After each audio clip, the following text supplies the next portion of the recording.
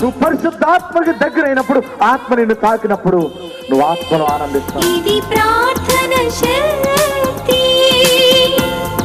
ప్రార్థన శక్తి, ఇది ప్రార్థన శక్తి.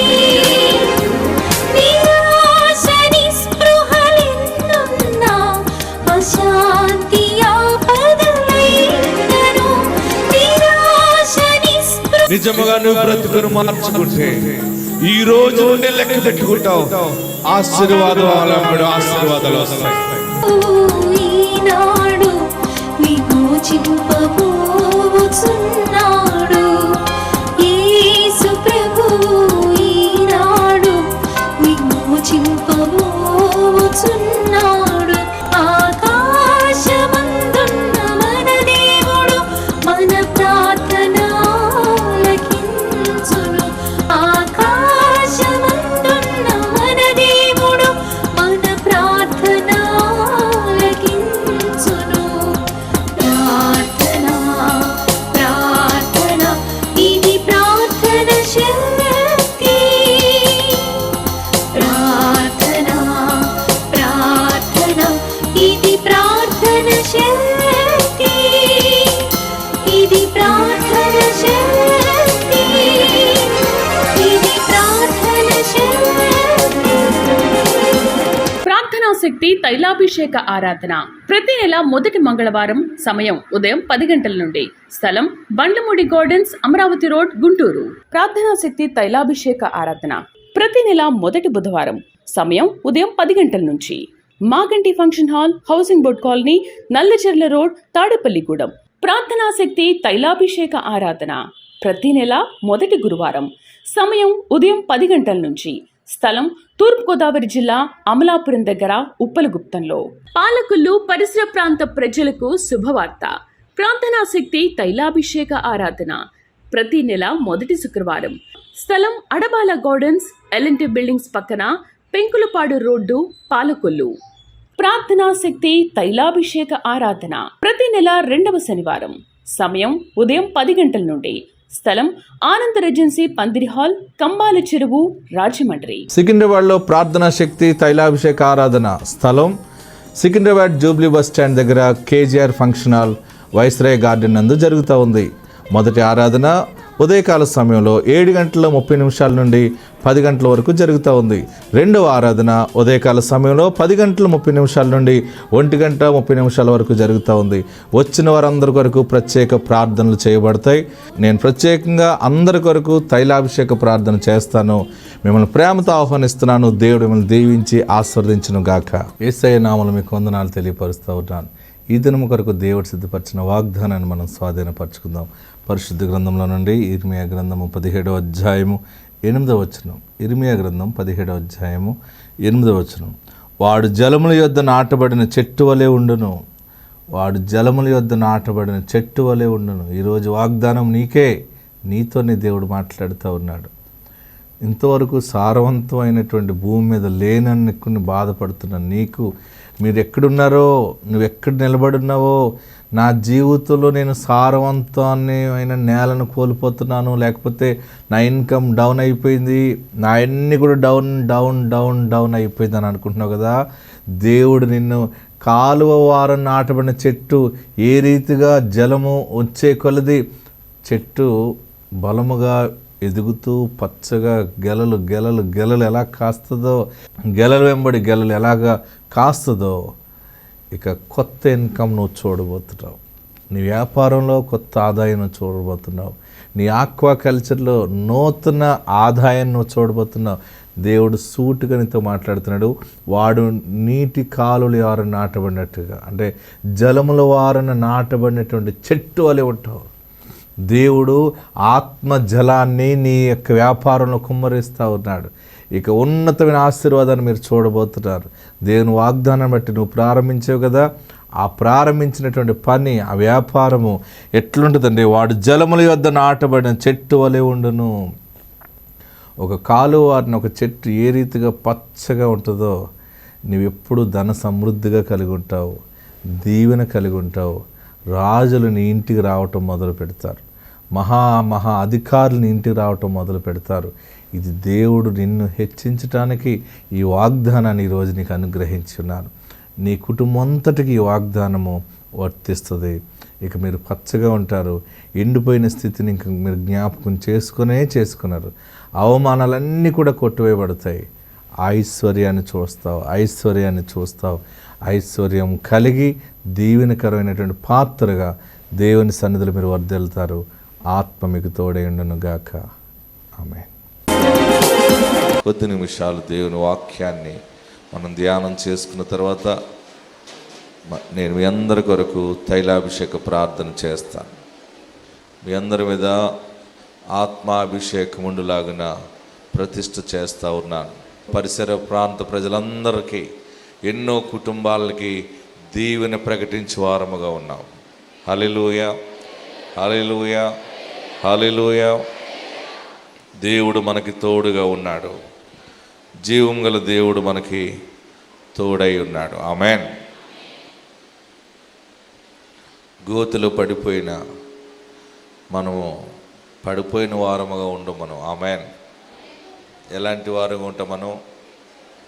తరమబడుచున్నను.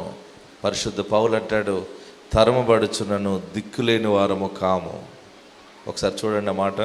పరిశుద్ధాత్మ నాకు బయలుపరుస్తూ ఉన్నాడు.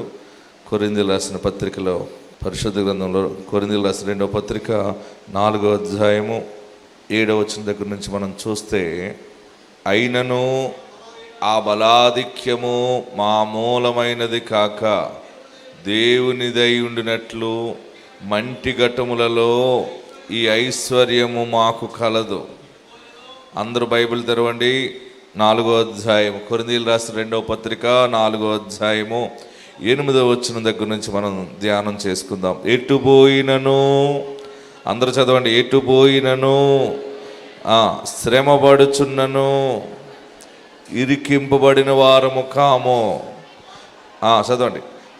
అపాయములో ఉన్నను, కేవలము ఉపాయము లేని వారము కాము. తరమబడుచున్నను, దిక్కులేని వారము కాము. పడద్రోయబడినను, నశించు వారము కాము. యేసు యొక్క జీవము మా శరీరమందు ప్రత్యక్షపరచబడుటకై యేసు యొక్క మరణానుభవమును మా శరీరమందు ఎల్లప్పుడూ వహించుకుని పోవుచున్నాము. ఆమేన్.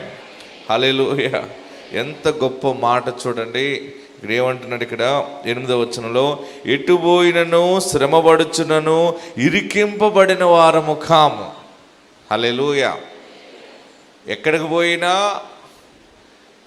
తెలుసో తెలియకో చేయకూడని పనులు చేసినా, వెళ్ళకూడని స్థలాలకు వెళ్ళిపోయినా, వెళ్ళరాని ఊరు వెళ్ళిపోయినా, కాపురం మారిపోయినా, కొన్ని శ్రమల మీద శ్రమలు, కష్టాల మీద కష్టాలు ఎదురుపడుతుంటే, బాధలు ఎక్కువైపోతూ ఉంటే, ఎటుపోయినను శ్రమపడుచున్నను, ఏమన్నాడు పరిశుద్ధ పౌలు?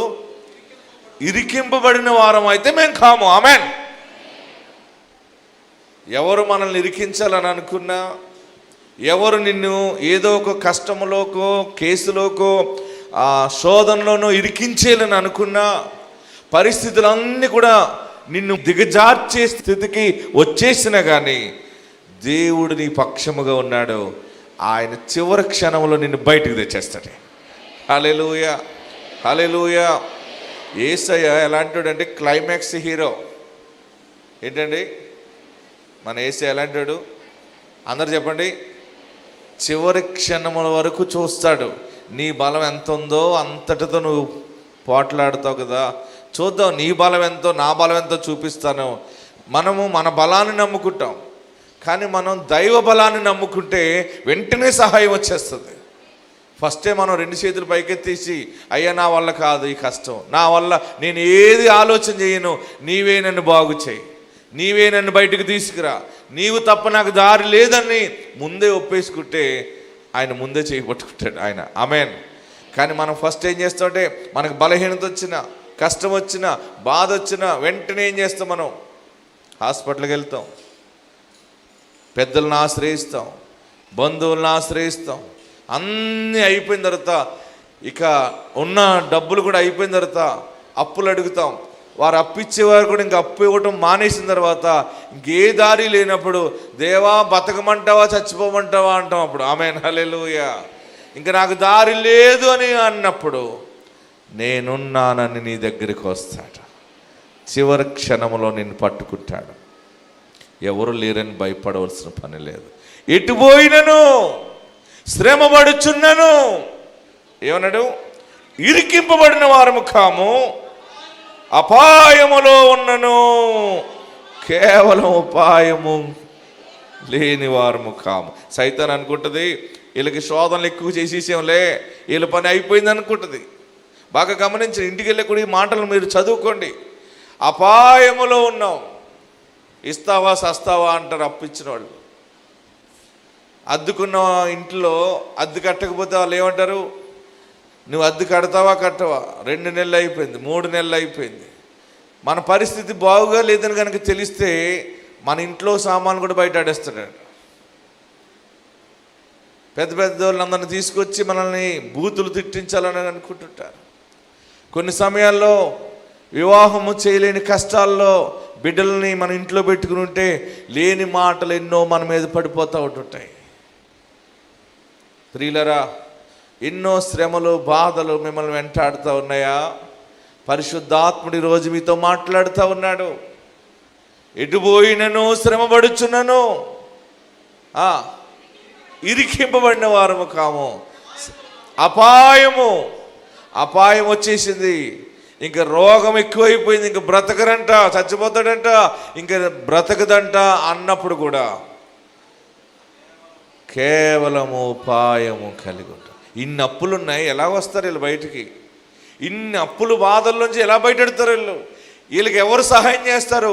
ఎంత పెద్ద కొండ వస్తే వీళ్ళు అప్పు తీరుతుంది? వీళ్ళ జీవితంలో అప్పుల నుంచి బయటకు రారని అనుకుంటారు. కానీ నీ దేవుడు నీకొక మాట సెలవిస్తూ ఉన్నాడు. ఆయన ఒక మాట సెలవిస్తే జన్మల ఐశ్వర్యం నీ యొద్దకు వస్తుంది. గట్టిగా చప్పట్లు ప్రభువును స్తుతించండి. ఆయన ఒక బోటు మీద వెళ్తూ ఉన్నారు, పడవ మీద వెళ్తున్నారు. యేసు ప్రభు వారు వెళ్తూ ఉంటే గాలి తుఫాను బలముగా వచ్చేసింది. పడవ మునిగిపోయే పరిస్థితి వచ్చింది. ఇలాగ అంటూ ఉంది ఆ పడవ. ఈయనేమో బోధకుడు కండ్లు మూసుకునేలాగా పండుకున్నట్టున్నారు. ఆయన గాలి తుఫాను వస్తే వారు ఏం చేస్తారంటే వారికి ఉన్నటువంటి ఆయుధాలను బట్టి తెడ్లే పెట్టి వారు దాన్ని స్వాధీనంలో తీసుకోవాలనుకుంటున్నారు, కానీ వారు వల్ల కావట్లేదు. నదిలో నీరు కూడా పడవలోకి వచ్చేస్తూ ఉంది. తెరచాపల్లో స్వాధీనంలో లాగుతున్నారు. గాలి ఆ పడవను తిప్పి కొడుతూ ఉంది, చుట్టూ తిప్పేస్తూ ఉంది. ఇంకా దారి లేదు, చచ్చిపోతాం అన్నప్పుడు బోధకుడిని లెగ్గొడతారు. అయ్యా బోధకుడా, యేసుప్రభువారా అని యేసుప్రభువారిని లెగ్గొడుతుంటారు. అయ్యా మీరు ఎలా నిద్రపోతున్నారు? ఇంత బలంగా తుఫాన్ వచ్చిందంటే ఆయన అంటారు, మేము నశించిపోతున్నాం. ఎందుకు అవిశ్వాసం మీకు అంటాడు ఈయన.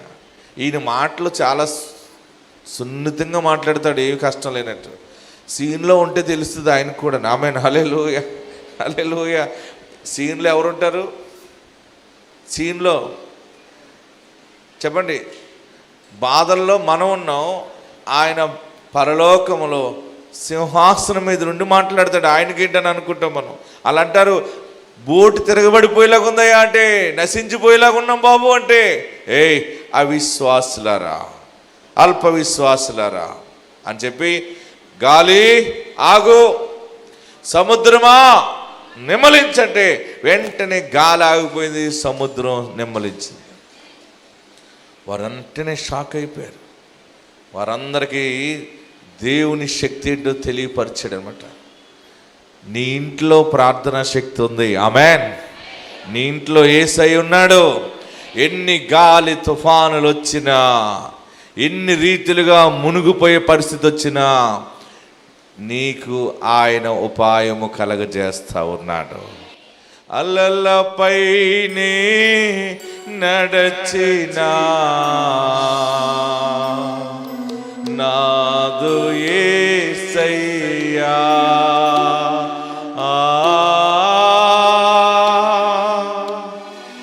అలలపైనే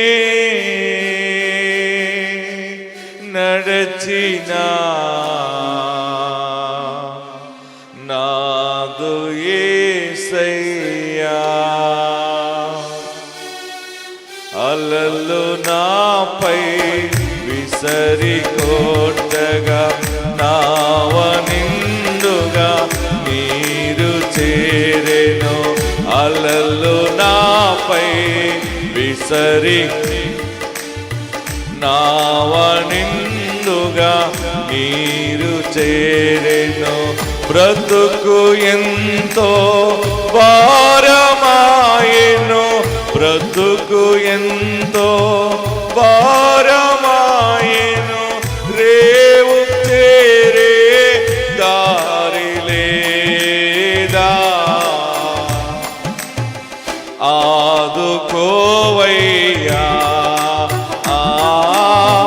అలలపైనే నడచినా నాదు యేసయ్యా. అందరూ పాడదాం.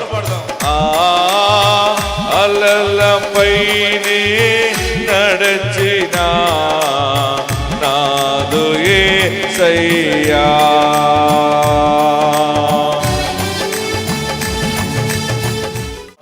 రెండు చేతులు పైకెత్తి, తలలు పైకెత్తి ఆదుకోవయ్యా. అందరూ గట్టిగా చెప్పండి. ఆదుకోవయ్యా యేసయ్యా, ఆదుకో. నీవు తప్ప ఎవరు లేరయ్యా. ఆదుకోవయ్యా,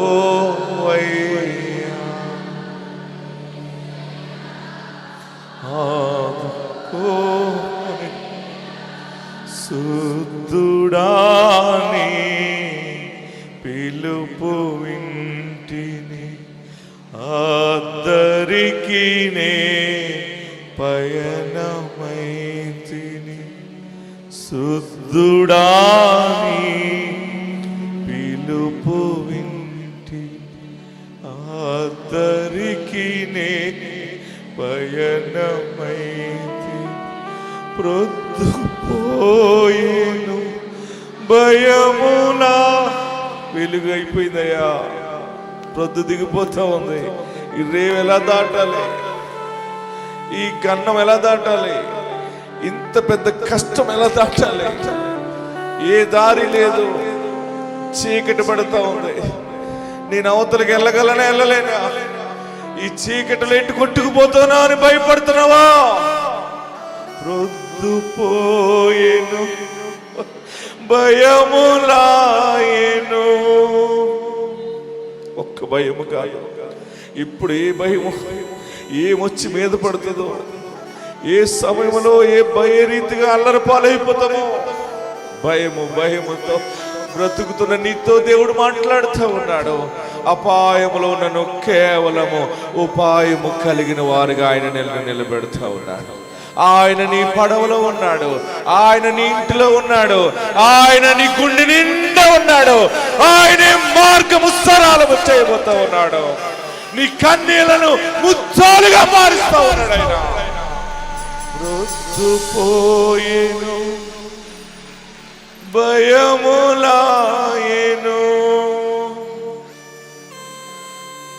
ఉద్ధరించే స్వామి రావా, ఆదుకోవై యేసయ్యా.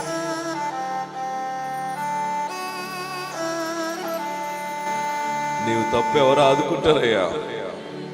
నువ్వే మమ్మల్ని ఆదుకునేవాడు. ఏదైనా కష్టం చెప్పుకుంటే నిలబడేవాడు నీవే తప్ప ఎవరికైనా ఏదైనా కష్టం చెప్పుకుంటే వెంటనే మళ్ళీ మా వైపు చూడరు బాబు. దేవుడు నీతో మాట్లాడుతూ ఉన్నాడు. ఎంత ఏడుస్తున్నావు ఆయన చూస్తూ ఉన్నాడు. నీలో నిప్పుములు పోతున్నావు కదా, ఇంత పెద్ద శ్రమ నాకెలాగా, ఇంత పెద్ద కష్టము నేను ఎలా సహించుకోగలను? నా చిన్న గుండె తట్టుకోలేకపోతా ఉంది. ఇంత పెద్ద భారము, ఇంత పెద్ద అప్పుల సమస్య, ఇంత రోగము, ఈ అవమానము నేను భరించలేను అని ఏడుస్తున్నావా? ఆయన నీతో మాట్లాడుతూ ఉన్నాడు. నీకు ప్రొద్దు దిగిపోయినా గాని నీతి సూర్యుడు వెలుగుగా నీ దగ్గరికి రానయ్యి ఉన్నాడు. రేవు దాటించడానికి నీ కొరకు ప్రత్యేకమైన షకీనా మేఘాన్ని, మేఘ స్తంభాన్ని పంపిస్తా ఉన్నాడు. రాత్రి అగ్ని స్తంభాన్ని పంపిస్తా ఉన్నాడు. ఏ సూర్యుడు ఆగిపోయినా, ఏ సూర్యకిరణం ఆగిపోయినా, ఏ వెలుగు ఆగిపోయినా, ఏ దారులు మూసుకుపోయినా ఒక దారి, యేసు అనే ఒక దారి, యేసు అనే ఒక నీతి సూర్యుడు, నీ సూర్యుడు ఇక అస్తమింపడు. నీ సూర్యోదయము నీ ముందుంది. మేఘస్తంభంలో నుండి ఒక అగ్నిని చూపిస్తా ఉన్నాడు. ఈ నెలలో నీ దరిద్రాన్ని ఆయన కొట్టేస్తా ఉన్నాడు. నీ రోగాన్ని కొట్టేస్తా ఉన్నాడు. నీ కష్టాన్ని కొట్టేస్తున్నాడు. ఇక నీ సిగ్గు, అవమానము యేసు నామములో కొట్టివేయబడును గాక. నమ్మిన వారందరూ గట్టిగా చప్పట్లు కొట్టి ప్రభువుని స్తుతించండి. యేసు ఈ రోజు నీతో మాట్లాడుతూ ఉన్నాడు. పరిశుద్ధాత్ముడు నీతో మాట్లాడుతూ ఉన్నాడు. నిన్ను రేవు దాటిస్తాడు. ఆయన నీ పక్షముగా ఉన్నాడు.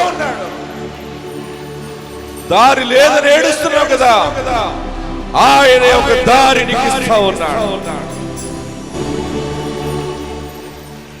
కుటుంబాన్ని ఆయన రక్షిస్తా ఉన్నాడు. ఆత్మ మీకు తోడైండును గాక. ఆమేన్.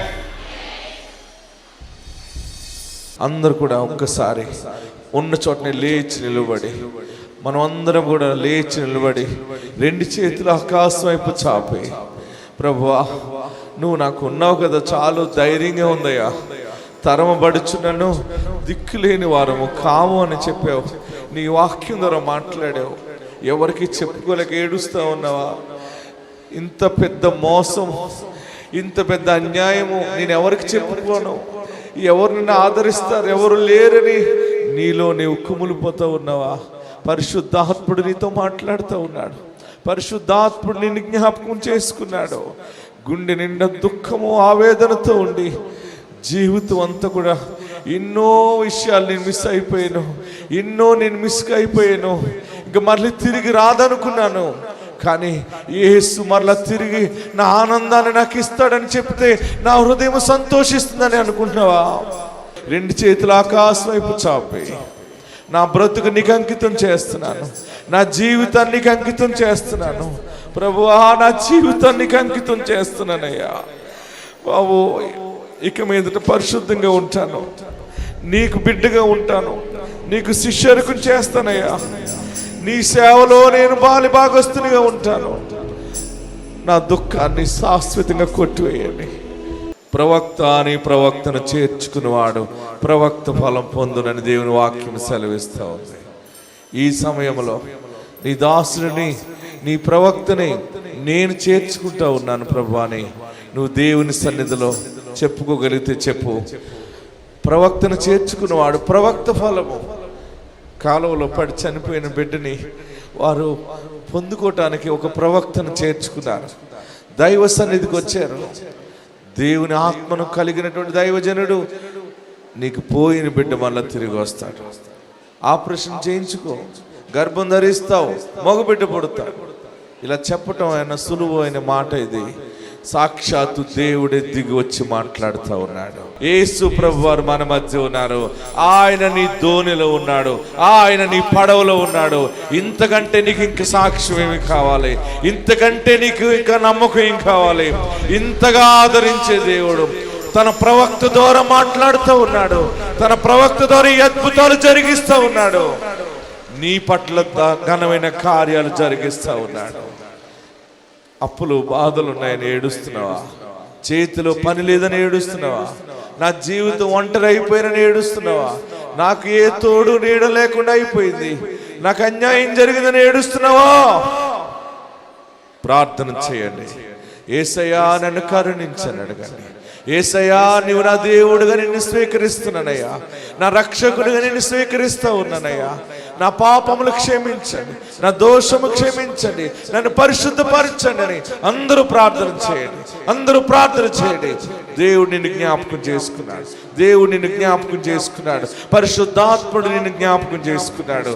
ఆయన నిన్ను సిగ్గుపడనీయడు, యేసు నిన్ను సిగ్గుపడనీయడు. బలమైన సాక్ష్యముతో నువ్వు రాబోతూ ఉన్నావు. ఎక్కడ సిగ్గుపరచబడ్డావో అక్కడ దేవుడు ఏడంతలుగా నిన్ను ఆశీర్వదించబోతా ఉన్నాడు, ఏడంతలుగా ఆశీర్వదించబోతా ఉన్నాడు. అంతగా దీవించే దేవునికి ఒక్కసారి మరొకసారి మనం రెండు చేతులు పైకెత్తి, యేసయ్యా నిన్ను రక్షకునే స్వీకరిస్తున్నాను, నా బ్రతుకులో గొప్ప కార్యము జరిగించండి, నా బ్రతుకులో గొప్ప కార్యము జరిగించండి.